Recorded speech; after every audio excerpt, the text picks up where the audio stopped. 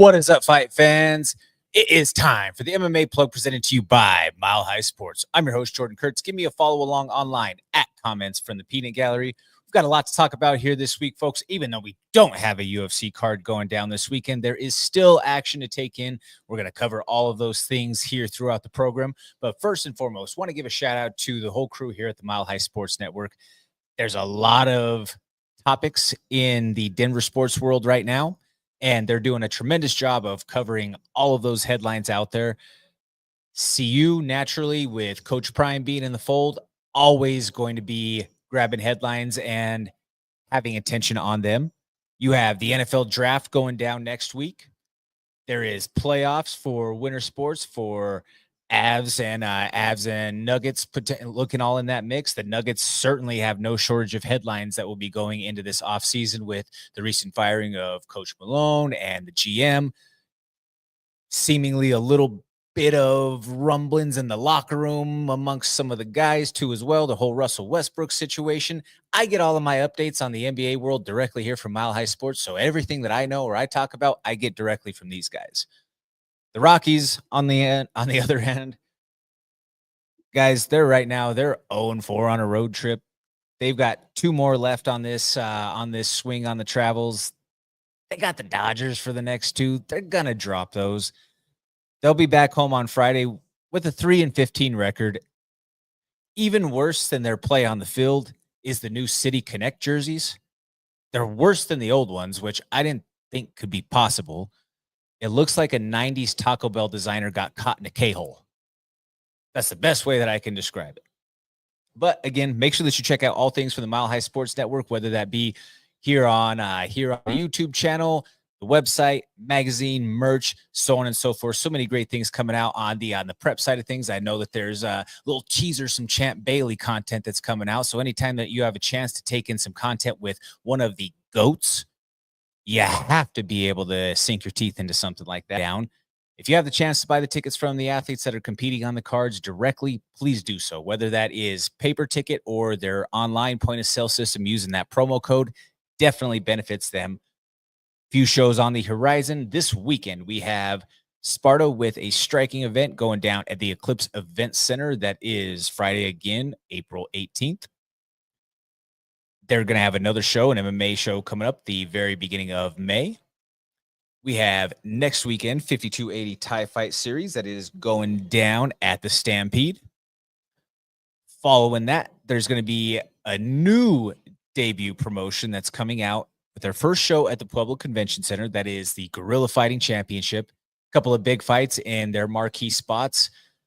Title fight in the main event between Darian Robinson and AJ Robb. Couple of bangers out of Southern Colorado looking to get after it.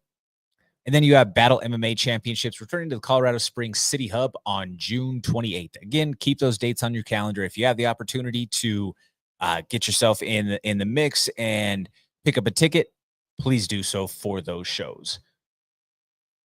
Before going any further, though, ladies and gentlemen, I want to give a quick moment of silence for Marvin Vettori and his family. This morning, Marvin made the announcement that his little brother was killed in a house fire tragically. Marvin gave a heartfelt statement on his social media saying that his little brother was his strength. He doesn't know if he'll ever be the same going forward from this. He was his rock. His little brother was the smart one. He was the intelligent kid. And on so many levels, unfortunately, I can relate. My heart goes out to you, Marvin Vettori, and the rest of the Vettori family. Rest in peace, Patrick Vettori.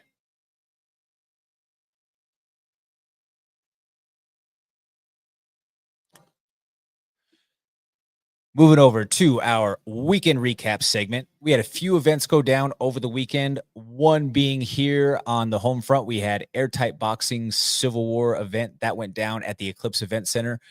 Had the opportunity to hop on the call there last minute, and our CJJ media crew we're growing as far as our production and the events that we're covering out there in the fold, adding pro boxing into the mix now. Shout out to the Pop Rockies for the incredible work and the opportunities that they're creating for us and for me specifically on that side of things.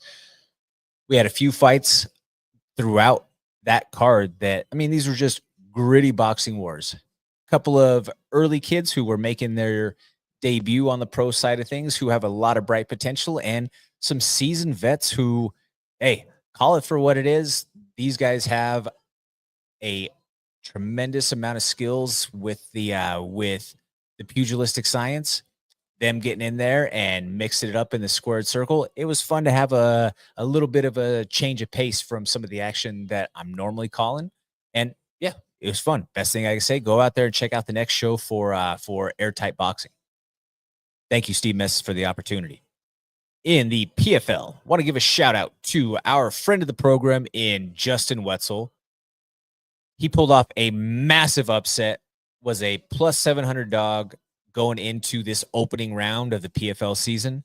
He's going to go on to face another friend of mine in Mondo El Toro Gutierrez, who most of you probably came to know or became aware of who Mondo was through The Ultimate Fighter on Team McGregor, where he also gave quite possibly the most difficult haircut of all time.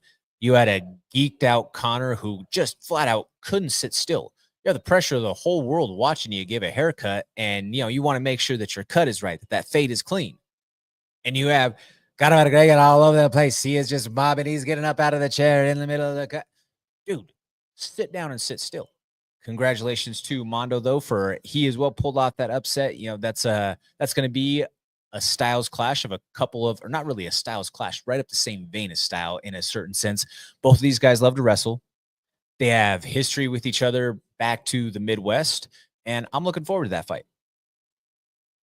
Also, friend of the program, Jenna Bishop, she fought on the card. She went and got after it in a gritty battle that resulted in her picking up a unanimous decision victory that will move her to the next round, where she's going to face Ekaterina Shakalova, who upset former Bellator champion Juliana Velasquez. You had Gorilla Liz Carmouche, UFC veteran, former title challenger, as well as former Bellator champion. She's still getting it done and getting finishes at 41 years of age.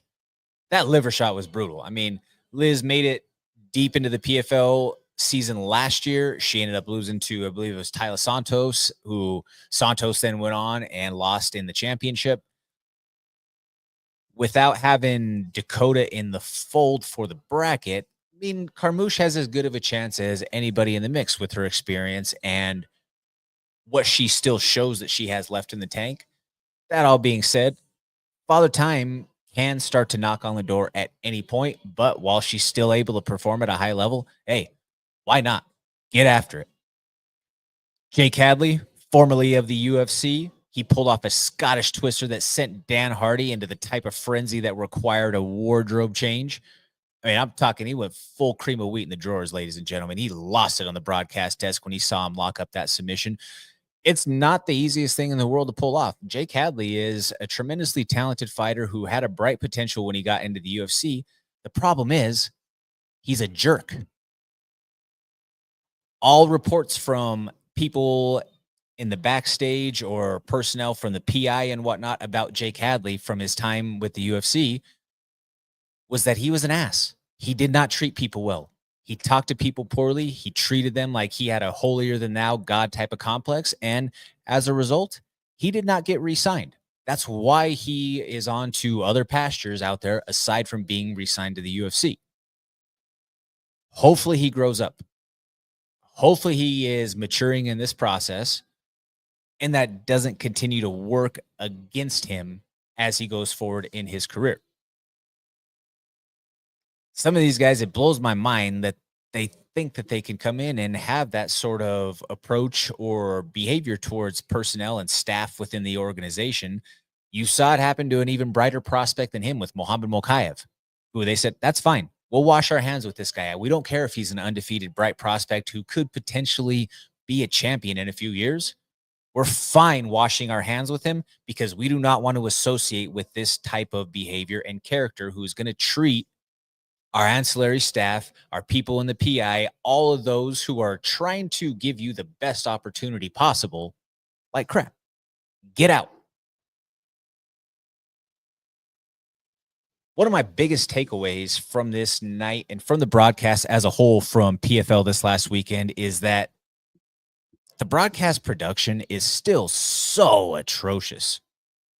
It makes it hard to watch.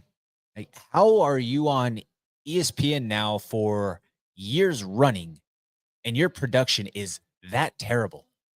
I had multiple friends from around in this Denver area who we were all tuned in and watching and messaging each other back and forth because we wanted to see the Wetzel fight. And in almost every thread of conversation, there is at least one point of criticism toward the broadcast, whether it related to the pacing and the walk schedule, the mishaps with production, just stalemate time where you're just showing us a bird's eye aerial view of the cage with house audio playing in the background. You didn't cut to promos. You didn't cut to sponsors. You didn't go to the desk or your panel or anything that would have dressed up the production that made it look better than a blank screen, basically, is what it looked like. Yeah.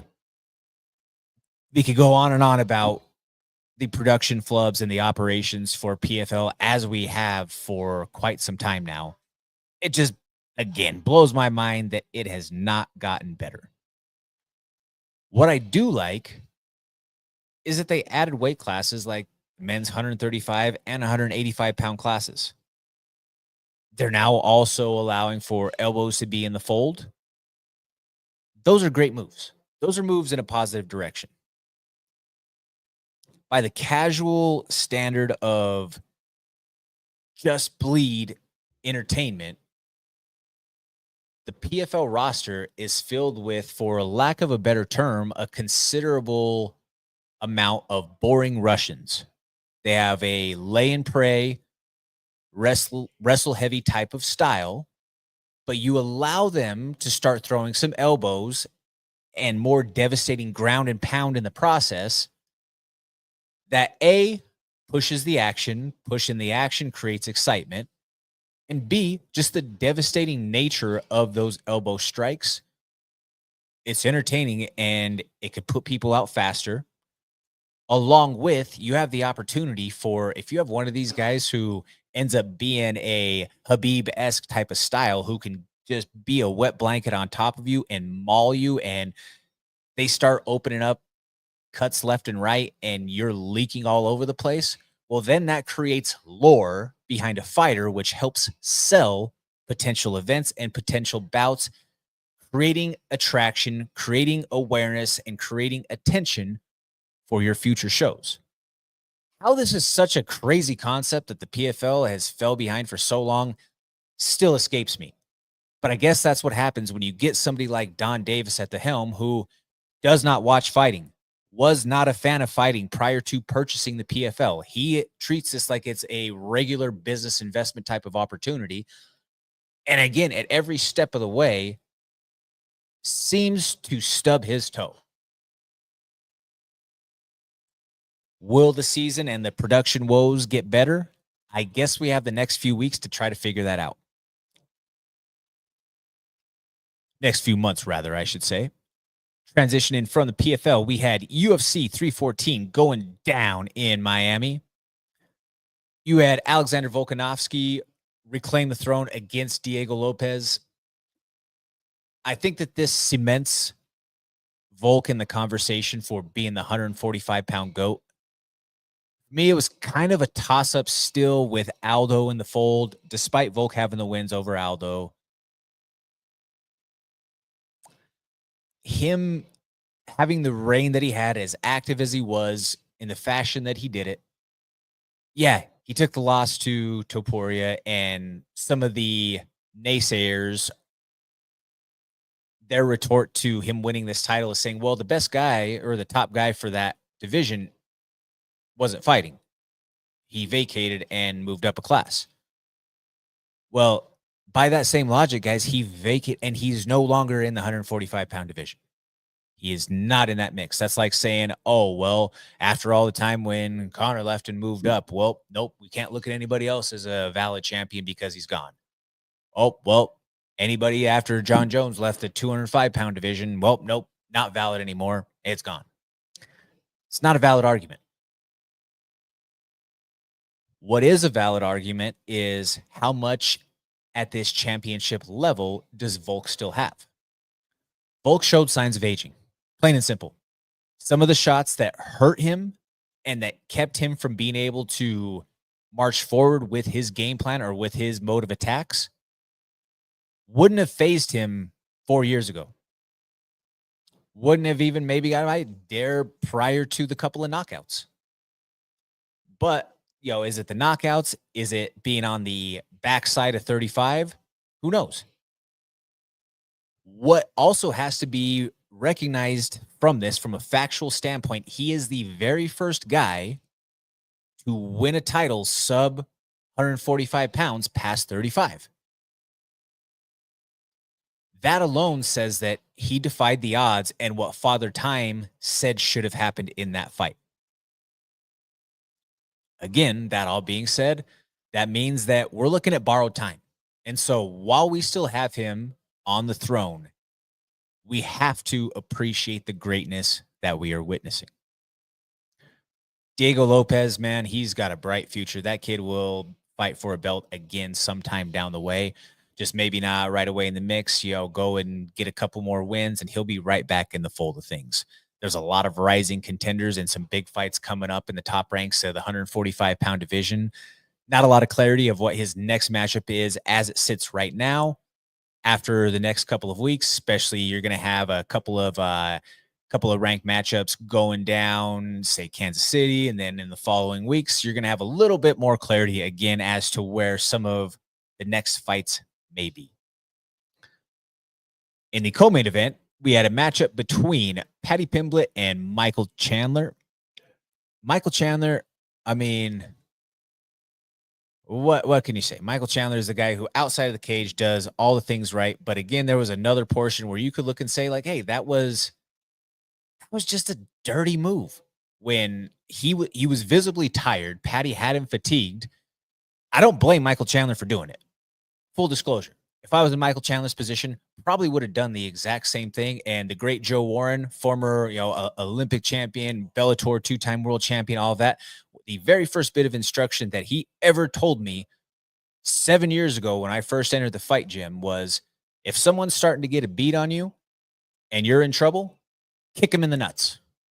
Kick them right in the nuts. Stop their momentum. Would you rather, at worst, have a point deducted or get finished? That's exactly what Michael Chandler did. Michael Chandler got out of trouble from an exchange that had him a little taxed from Paddy, and he just straight front kick right in the junk. Got himself a couple of extra minutes to breathe. It wasn't enough, though. It wasn't enough in the long run because this was a pretty devastating and dominant beating that he suffered at the hands of Paddy Pimblett. The knock of Paddy being a fraud, I think that has to go away. Yes, you can say that his last three opponents have like an 0-13 combined recent streak, something along those lines. But he's going out there and he's finishing them in impressive fashion and doing it in a way that most people wouldn't have thought, oh, you're going to go tech sub Bobby Green. Oh, you're going to go beat the hell out of Michael Chandler and TKO him. He treated Michael Chandler like a plump sausage.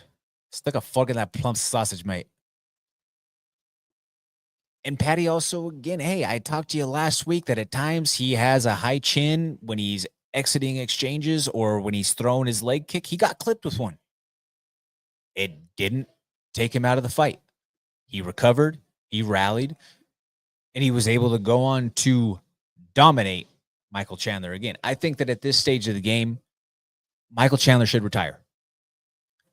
He's only going to get some of these high-level names at this point, or these rising prospects who are killers in the making. And with his style, the punishment, you got to ask, is it worth it at this stage? He's made a lot of money in his career. He's achieved a lot of things that most will never even fathom. But now at this stage in his UFC career, he's only won 2 fights since he's been in the promotion. Hasn't won a fight since 2021. Yes, he's been in some of these contests and has looked competitive, although the last 2, not so much. But Matt Brown asked the question, Was he ever really elite UFC caliber? Right now, he's not elite. Plain and simple. He is no longer even close to that discussion. The to the top, nix that from the vernacular. When he first came into the mix, and I would argue that he probably came over a couple of years too late, but with the money that he was getting paid in Bellator, he had no reason to leave. That was generational type of money that he was getting paid over there on his last contract. So why not? Comes into the UFC, has the big win over Dan Hooker, gets the title shot right away against Charlie Olives, has a good first round, then ends up getting beat. Michael Chandler is the type of guy that will get out grappled by, or will, excuse me, yeah, will get out grappled by the top boxer, will get out wrestled by a jiu-jitsu guy,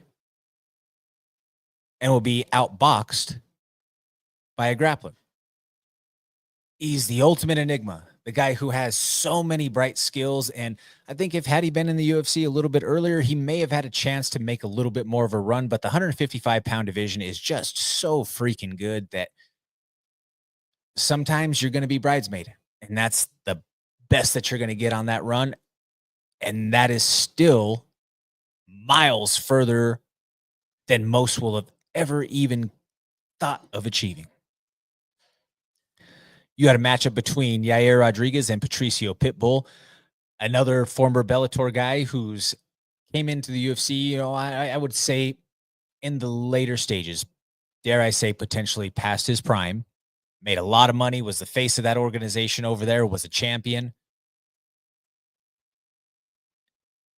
He crapped the bed and fell in. No other way to say it. He froze. His output was abysmal in this fight. Don't sugarcoat it. Do not try to defend him in this instance. Yes, Yair is good. But look at the numbers. Look at the output. In the moments where Patricio normally would be go, go, go, he was stuck in the bud. Is that a sign of father time? Is that a sign of the bright lights of the UFC? I couldn't tell you. All I can tell you is that his performance was as underwhelming as it could have possibly been. Yair Rodriguez now asking for a title shot rematch. Don't know if he gets it. I think that fight between him and Diego Lopez, especially given their history, put that at the Sphere or whatever, wherever the Noche event is going to be for this next year. I can't remember if they said they're going to Mexico City for it or not, or down to Mexico for it, Guadalajara somewhere. One way or the other. I think that's a fight to make. Put those two together. They already have heat. They almost got after it at the press conference. That's a fight to make. You had Bryce Mitchell fall to Gene Silva with a ninja choke, tech choke. You know, this was the fight that it sold the card. Both of these guys, the lore that they brought into it, it hyped it up. Some of it for not the greatest of reasons, but again, they put eyes on the product, and that fight, entertaining. Gene Silva goes out there, gets the finish. We're going to have a little bit more on him later on in the program. Dominic Reyes, don't call it a comeback, but man, is Dominic Reyes, friend of the program. He is firing on all cylinders right now. Since his time away after taking those 3 knockout losses, he's back in the fold with a streak of all knockouts in the process. And I mean, his left hand had Nikita Krylov out before he hit the canvas. Dominic Reyes in a division that is a little light right now at light heavyweight, he's got the chance to go on a run. He's got the chance to go on a run and put himself back in the position here to maybe make another title campaign. He's not right there in the mix for it as the next fight, but he's in the fold and he's in the thick of things. He's big, he's athletic, he moves well, and more importantly, Dominic is having fun in the process again. When it's fun and when you can go to the gym and when camp isn't a grind, hey man, You can do a lot of things when you have talent. And we're going to talk about another fighter who is not exactly of that same situation, but similar. More on that later. Controversy in the Dan Ige against Sean Woodson fight with the stoppage. It was definitely a bit of a quick trigger. The optics weren't necessarily the greatest, though Sean Woodson was working his way back up on that single leg. Funny thing in the story of all of this. So, for a large portion of my life, my mom was not a fan of fighting. She thought it was brutal. She thought it was gory, too violent, too vicious. The other night, I'm working this boxing show. I get a text from my mom saying that stoppage was too quick. So she went from not liking the sport at all because it was too brutal and too violent to now she's asking for CTE specials. Love you, mama. That's the natural progression of this game. Following from that, you have Virna Jindroba picking up the unanimous decision victory over Yan Xiaonan. I think that this solidifies Virna being in the fold for a title shot. What happens with Weili, I think, is largely dependent on what goes down in the next couple of weeks at 125 pounds with Manon and Valentina. Valentina wins that fight. Pretty sure it sets up a super fight with Weili, maybe a vacant situation at 115 that Virna fights for a vacant title. We'll see how that plays out. Another couple to talk on, or at least one more to hit before we move along in the program here. Still got some topics to discuss. Michael Olajaychik, thank you. That's all I got to say. Michael Olajaychik knocked out dumbass Cedric Dumas. Again, people online were, well, why does this guy get so much hate? Well, or not, I shouldn't say people online. Some of the people within the media were like, oh, wow, this guy has a very polarizing bit about him. Whenever we say anything about him, the people online or the comments go crazy and they hate this guy. Well, yeah, they should. Because you ask, just Google him. You'll find more than a dozen mugshots alone. He's an idiot. He has multiple crimes against women. He has crimes of bringing a weapon onto a school premises. He has lots of bad offenses on his rap sheet. He is not a good human. And so when some people ask, oh, well, why does he stay under that UFC banner? Why does he stay signed in a major organization? I mean, if they're not able to keep him locked up, what is a better penance or a better punishment for him than putting him in there against punishing guys who can go and knock him out? That's the only thing that I can say as to why I can halfway ride with him still being on the roster is let him take those lumps. Let him feel that pain. Moving along from that, got a couple of things to preview for the weekend here before we close out the show. PFL this weekend, they have the middleweights as well as the lightweights.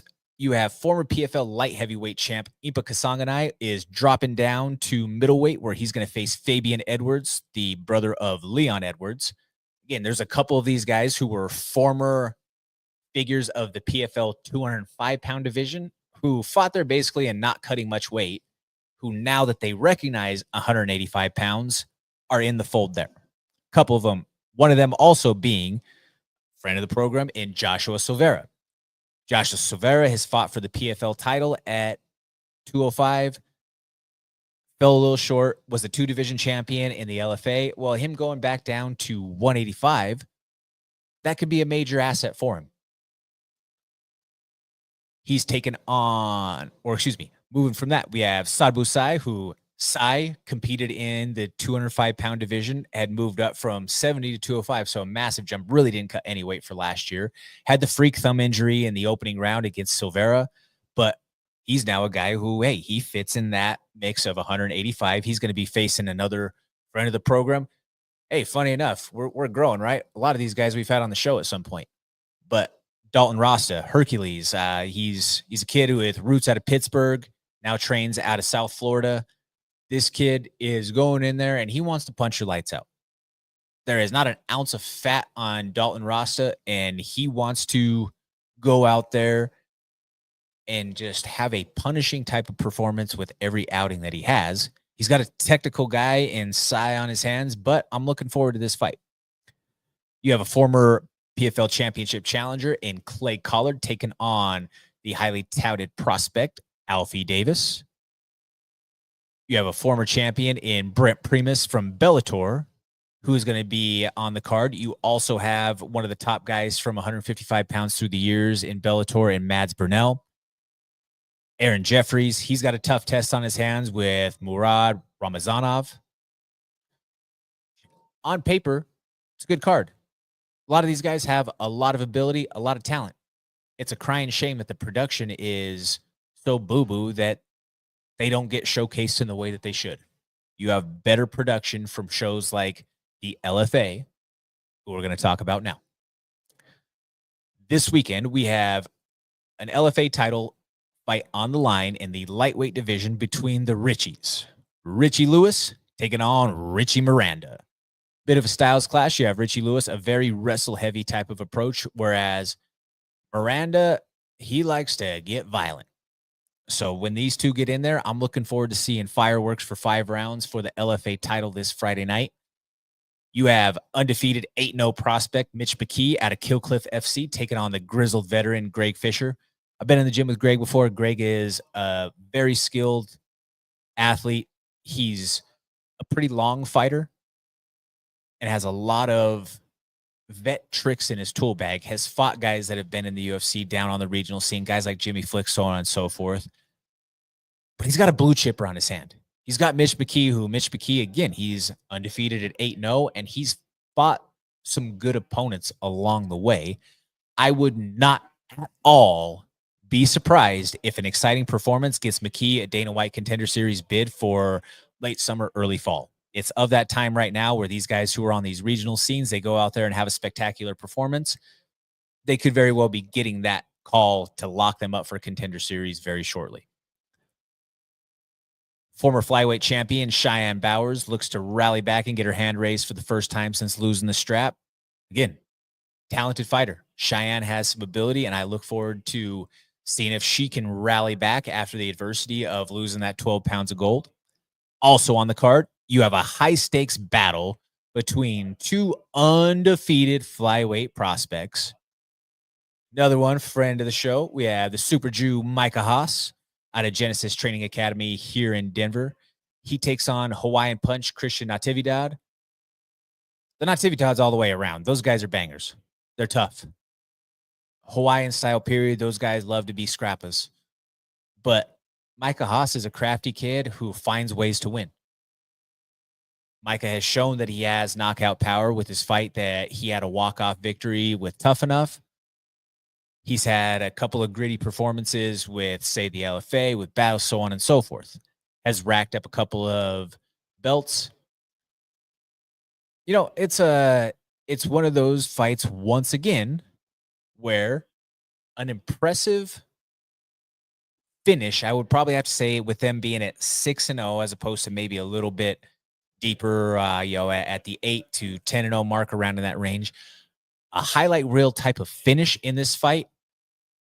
It's either got to be that or it's got to be a blanked, dominant, call this a 30-27, 30-26 type of matchup. Wouldn't be surprised if one of these guys gets the opportunity following this contest. Overall, the LFA is an incredible show, and if you're looking for the better production value, it's definitely going to be them for these shows that you're going to see on Friday night. All of that to be said, ladies and gentlemen, want to go through a quick little read for a project that hits close to home, and I think it benefits our community greatly. And I want to talk about the Guardian Project. The Guardian Project is Jiu-Jitsu for All.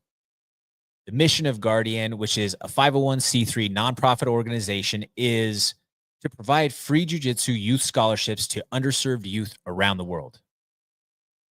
Guardian is dedicated to offering children year-round stability and consistency through their programs by focusing not just on their physical transformation, but also on fostering positive relationships, mentorship opportunities, and a secure environment during their challenging times.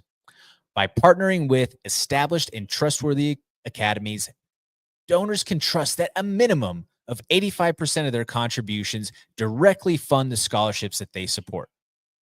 There are more than 390 underserved youth students that are currently fully sponsored within the 17 Guardian projects worldwide.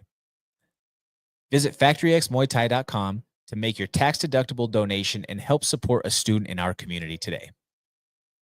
Now, folks, the moment that you've all been waiting for. We're going to go 3 rounds to close out the hour. My man, Danny Bailey, behind the glass. What do we have? The GFL has canceled their upcoming events. However, the owner is still trying to put on events with the offer of a revenue sharing with the fighters. Any thoughts? You know, Quasimodo predicted all of this. What's that? All this. Nostradamus. Quasimodo was the hunchback of Notre Dame. If you know, you know. Who didn't see this coming, folks? This was a giant scam from the very beginning. If you thought that there were actually going to be events from this, I'm sorry. It looked like a farce. The draft that they had, we talked about on the program about the mix of terrible AI and a blend of people on a panel. Like, it's bad. I don't think that anybody ended up being burned for any sort of ticket sales yet at this stage. But there were definitely investors that got burned for money. There were people who had money spent on them. That panel that they had for the draft wasn't cheap. I know that those guys aren't doing that for free. In some cases, these fighters who were set to compete in a few weeks on those cards, I know that they incurred expenses for their camps that they had started. Alan Belcher came out with a statement he said that he hadn't directly been hit with any sort of travel arrangements or losses, but people who were going to be supporting him, well, yeah, they made travel arrangements to be in LA for the time when his fight was supposed to be. That is now not happening. So they're incurring some losses there. It was just plain and simple an unsustainable model from the get-go. Also, this moron doesn't understand the difference between revenue sharing and profit sharing. His actual proposition was for profit sharing, not revenue sharing. And with the way that things have gone so far for the GFL, these early events with all this controversy, they will be in the red. They will not turn a profit. Being that they end up in the red, there is no profit to share. That means that these fighters who would have gone out there and left pieces of themselves in that cage would have fought for free. Can't happen. Again, what an absolute slap in the face and a step back for what should be potential competition out there in the marketplace. And again, if you are Hunter Campbell of the UFC, you have to be scratching your head at every turn with your competitors whenever it gets brought up in potential litigation that you have actual competition, because these guys are idiots. That's how do you even think that that is a reasonable model to present and pitch to athletes? You go to a guy like Alan Belcher, who was a high-level guy in the UFC, was a bare-knuckle champion, has other awards, a ton of accolades throughout his combat sports career. And you're going to go and ask him. Also, mind you, Alan Belcher is a very successful businessman, owns a lot of gyms and other properties and business fronts that he's an owner in, and has helped build a lot of other gym academies out there, uses himself as a resource and a mentor for other aspiring entrepreneurs within the space. This guy understands business. He understands numbers. He understands contracts and negotiations. You want to present that to this guy? Well, maybe you get it by on some CTE-ridden tomato can who's had his head bashed in more times than he can count. You're not going to get by on some of these guys who you have on your roster who are supposed to be of the upper echelon. Not going to happen. Next one.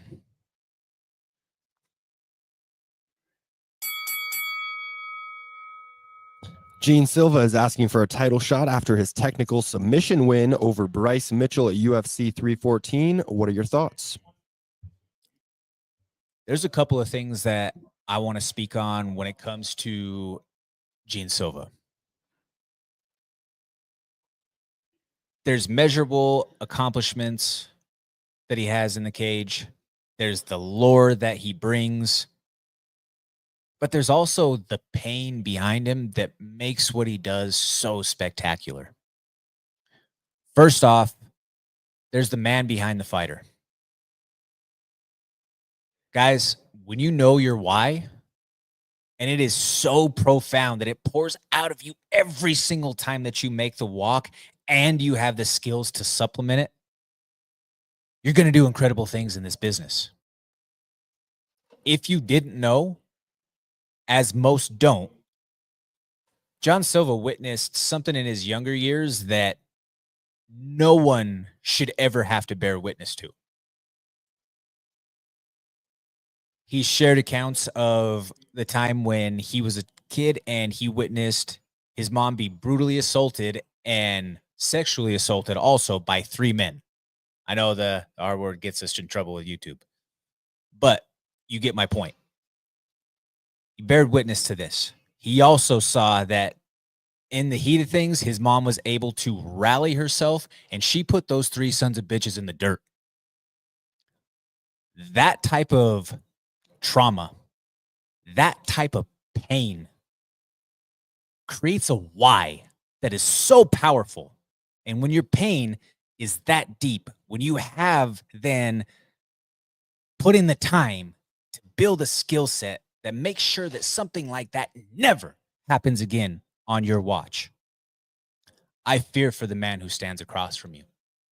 And when you start seeing Gene Silva sitting there in the corner and he almost has that exorcist type of look about him where he's grabbing the cage behind him and he's pulling back on the fence. Oh no, brother. Now I hope you realize the true rage that he is able to uncork bit by bit every time that he goes in there. And if we're talking about Gene Silva, that then leads us into the fighter directly. He's now 5-0 in the UFC. 5 finishes, including a KO TKO up a weight class against the knockout king of that division. He may not be getting the next title shot because there's guys waiting in the wings like Movsar Evloev. But I don't know, who he matches up or again, we talked about the division is a little unclear, some fights coming up. I don't know if there's a more menacing threat to the throne right now at 145-pound division than Gene Silva. If it's not a title shot, then, and this is coming directly from him, this is Gene's quote, if it's not a title shot, then it better be a fight that puts me right there. But let's look at the facts. Volk said he wants to stay active and face the best in the division. I've already proven that I deserve it and that I'm the best. Diego Lopez got a title shot with 5 wins and 1 loss, with 2 of those wins by decision, while I have 5 wins, all by finish. This is the fight that makes sense. I deserve it, and I'm ready. I faced the biggest knockout artist at lightweight and knocked him out. I took on one of the best grapplers in the division and submitted him. I beat a guy who had never been knocked out, and I knocked him out. And I also faced a multiple-time world kickboxing champion. I knocked him out too. If I don't deserve a title shot, I don't know who does. I trust the UFC, Dana White, Hunter, and Sean Shelby. I'm ready for whatever they decide. John Silva's a scary man. The Lioness, Amanda Nunes, has confirmed she will return to the octagon and is likely to face the winner of Juliana Pena versus Kayla Harrison. Is this the right decision? I love it.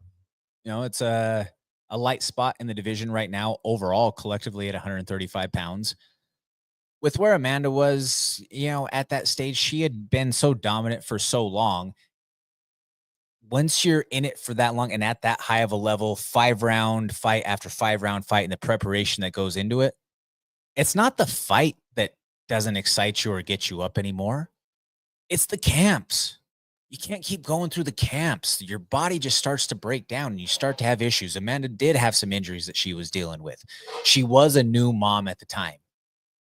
I think that her taking a little bit of time away, letting her body heal, she still has fight left in the tank. She left while on top, and Juliana talked all of her trash, whatever, that, oh yeah, she retired because she knew that she didn't want to have that trilogy fight with me. Well, when you're talking about that night where you were booing her sitting cage side when she retired in the cage after fighting Irene Aldana, that was supposed to be your fight. You pulled out of it. So that criticism to me is null and void.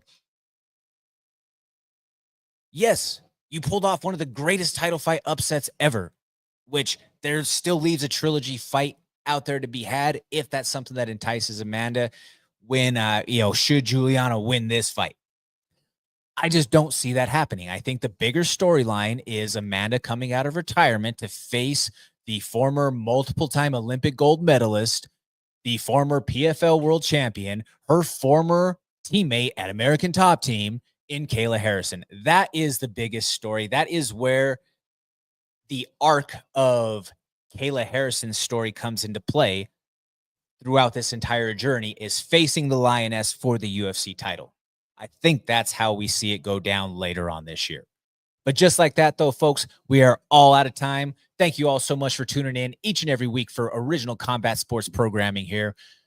We had a lot of topics that we covered this week, talked about a lot of different shows. Is there anything on the horizon that you want us to hit? Anybody who's competing maybe on some of these shows on the regional side? Hey, we would love to be able to chat it up with you and let's get these guys some recognition and talk these fights up. Is there anybody that you want to see on the program that we speak for an interview? We'd love to try to make those things happen too as well. Want to thank the Mile High Sports crew. Want to thank the number 38 here down in Rhino. Come and check them out off of Chestnut. Also want to say thank you to Danny Bailey behind the glass, holding it down for me every week. We're out of time, though. I'm Jordan Kurtz. Follow me along at Comments from the Peanut Gallery. We will see you next week. Same time, same place. This is the MMA Plug presented to you by Mile High Sports.